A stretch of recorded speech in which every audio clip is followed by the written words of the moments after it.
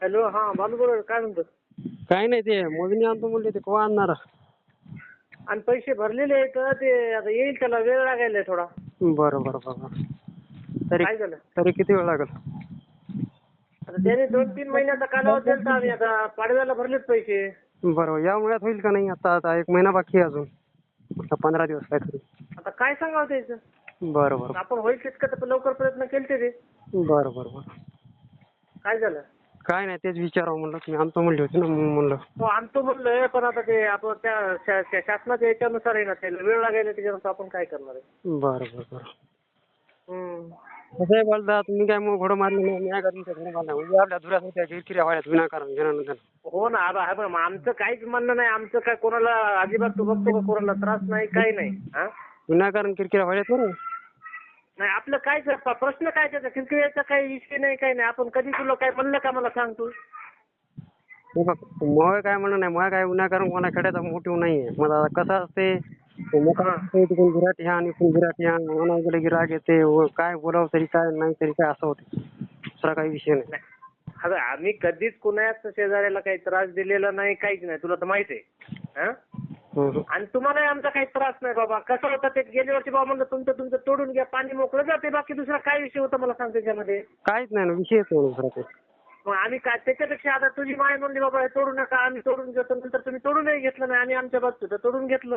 नाही, तुम्ही हो म्हणणं काय माहितीये का, तुम्ही मोजणी आली ना, हा. आपल्या इकडे आलं ना, तुम्ही सगळं सांगा, मी तुम्हाला काहीच अडवणार नाही. अरे बाबा, मोजत येतं होईलच समजा, पण मोजायच्या आधी बी आपलं काही प्रश्न होता का मला सांग ना तू? काहीच नव्हता ना. मोजा, नंतर कुठून थोडा तिथून थोडा. हो ना. मोजणीत आता आपण पैसे भरले तर ते येईलच आज उद्या, त्याचा विषयच नाही. बरं बरं. हो ना, त्याचं काही नाही. आता पाणी आलं ना, तिथून ते पाणी आलं ना, ते अर्ध्याच्या वर पण मेवारच होते. हो ना, तेच आम्हाला त्या पाटलामुळं आम्हाला त्रास सुरू झाला ना रे बाबा. हा, तसा विषय नाही हो. आता कसं आहे, तुम्ही मोठा लावून होतं ते पहिला झाले, केलंय लहान. लहान कोणतंच नाही. जितक्याला मोठ्याला मोठंच वळण आहे. आता जे त्याला खोल केल्यावरती मोठंच आहे ना वळण. लहानचा विषय नाही त्याच्यातूनच. त्याला खोल करायचं ना, कोणाच्या वरात करायचं, तुमच्या की नाही? कोणतं? असा प्रश्न आहे ना, अलीकडं पलीकडे जरी झालं. नाही, त्याला खोलच करायला लागणार ना. खोल केलं म्हणजे ते पाणी जाईल ना निघून. पण कोणाच्या राहणं करायचं, मी की तुमच्या? नाही, आता ते रानानं करायची करते. लवणाच्या जागीच लवण निघेल ना रे. नाही, ते मग तेच तर मग लवण कोणाच्या इकडे आहे? मोह्या इकडे आहे का तुमच्या इकडे आहे? लवण आमच्या इकडे, आमच्या हद्दीतून काढलं की ते निरगुडीच्या पराला आम्ही तुम्हाला पूर्ण सोडून दिलं बाबा. मग हेच मुद्दा आहे. मी आहे म्हणते लवण आम्ही काढलेलं आहे. नाही, ते आता कसं आहे, तुला समजदार होती, आईला समजत बी नाही. हा हो ना. आता तुझे वडील होते तेव्हापासून आम्हाला कळतंय बघ ज्ञानू. तुमचं बंड आहे, त्या बंडाच्या तिथं धुरा होता आणि तिकडे ते सगळं सोडून दिलं. तुझ्या आईनं निरगुडीच्या लवणाच्या त्या दरड्याला लावली आणि ते बी काही म्हणलं नाही बाबा. बरं. हा, ते आता कसं आहे, आता बोलण्यानं काहीच होत नसते. त्या बोलण्याला आता बाई माणसाला कोणाला तोंडही देता येत नाही, काहीच करता येत नाही, म्हणून आम्ही स्तब्ध थांबलो बाबा. नाही ना. हा, त्याच्यामुळं पद्धतशीर काहीच नाही. वळण आता आमच्या हातीतून तुमचा धुरा सोडून काढलेला आहे. त्याचं काय आता आपल्याला एवढं हे सगळं वाहन होईना, तुमच्या हातानं फुटानं आम्हाला काय होणार आहे का मला सांगतो? लवण तुम्ही काढलेलं आहे, मला माहित नाही तुम्ही काढलेलं आहे. हा, तू सगळ्यात लहान आहे, तुला काहीच माहिती नाही. तुझ्या आईला बी ते समजणं झालंय, तुझ्या वडिलांच्या काळापासून, किंवा इव्हन अजून समजा दुसरे कोणी जाणकार तुमच्या गावातले कोणालाही विचारा, तुमच्या शेजाऱ्याला विचारा, कोणालाही विचारा.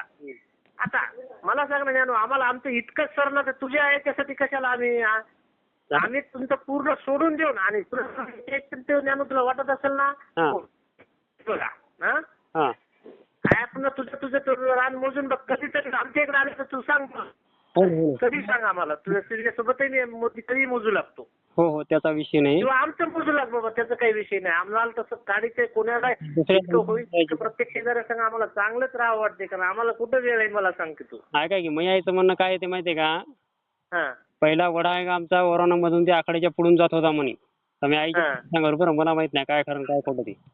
दादारोजी एकूण लवण खटलं होतं, मला मला कळते. लहानपणी दादारोजी एकूण खतलेलं आहे, तिकून म्हणजे तिकून पाणी घराच्या मागून काढून तिकडे काढून दिलंय. मी आईचं म्हणून खरं आहे का खोटं आहे ते तो आणि ती जाणे ते चांजी पाटील जाणे. नाही, ते कसं आहे, तुझ्या आईला तेवढं खरं सांगायचं म्हणजे समजत नाही. आता तुला जर कधी जर आला तर आमच्याकडे पूर्ण नकाशे सुद्धा आहे. तुला गट क्रमांक 129चा, 29च्या बाजूला आमचा आहे गट क्रमांक 139चा. सगळ्याची व्यवस्थित तुला तर सगळं कळतंय त्या गोष्टी. त्याच्यामुळं आम्ही आमच्या हद्दीतून काढलेलं आहे बाबा. पुढं बंड आहे तुमचा, बंडाच्या काठला तुझ्या आईने मिरगोडी लावली, आम्ही त्याला काही म्हणलो नाही. पूर्ण आमच्या हद्दीतून काढल्यामुळं आता कसं आहे, बाई माणूस समोर आल्यावर माणसानं कसं असतं, 2 पावलं मागं घेतलेलेच कधी चांगली कामाचे असतात. हो ना. आणि मागं तर कसं असतंय बाबा, आता आम्ही ह्या सगळ्या गोष्टीला तरी तुमच्या 1-2 माणसाला म्हणलं बाबा तुमच्या गावातले आहेत, तुम्हाला तुम्ही तेवढंसं सांगून बघा. असंही म्हणलं आम्ही, काय असं कोणती गोष्ट झाकून ठेवली नाही, काही नाही. हा. आता तुझी चुलती आहेत बघा, ते काय बबनराव. बबनराव मागे आलते, बबनरावला म्हणलं बाबा ते आमचं काय आहे ते थोडंसं मिटवून द्या.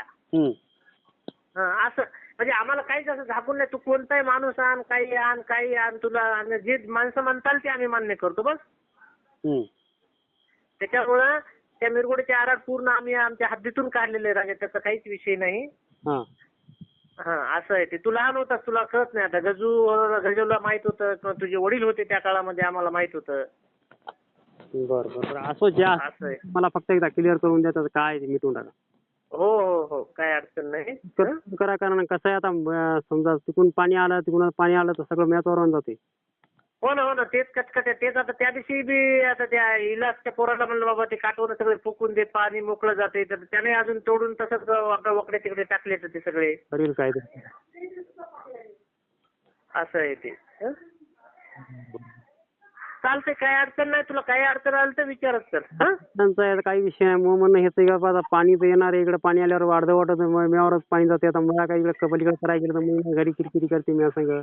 हा त्याच्यापेक्षा आता तुला जर मान्य असेल तर आम्ही आमच्या हातीतून काढलेले, आम्ही आजही वळण काढू शकतो समजा, काढायचं म्हणलं. आणि तुम्हाला जर म्हणलं मोजणीनंतर काढायचं तर मोजणीनंतर काढतो, आमचं त्याचंही काही म्हणणं नाही तुझं. आधी काय ते क्लिअर करा, मग तुम्ही जेसीबी खुपसा.